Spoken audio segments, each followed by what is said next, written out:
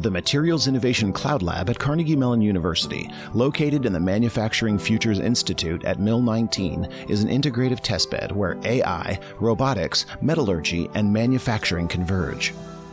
So the Materials Innovation Cloud Lab is accelerating the discovery of new alloys by bringing together artificial intelligence methods and digital infrastructure and physical infrastructure, all with the goal of making new materials that have intentionally designed properties. Traditionally, this design loop, from invention all the way to deployment using brute force experiment, was taking about 20 years. Using simulations, this design loop was reduced to 7 to 10 years.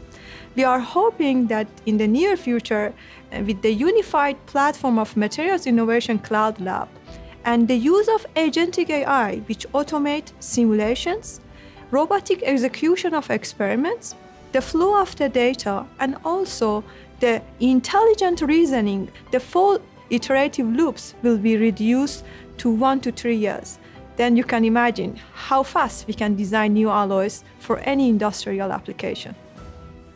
In the Materials Cloud Lab, AI models plan work, manage material movement, and carry out automated workflows that enable iterative alloy design.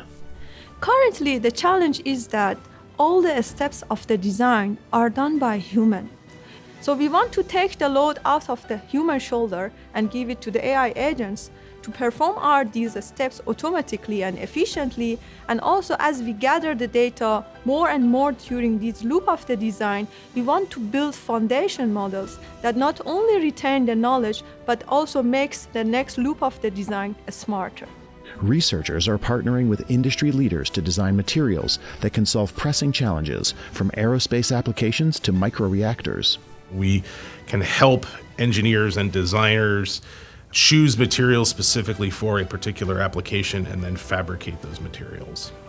The Materials Innovation Cloud Lab bridges the gap between computational design and physical reality to develop materials of the future.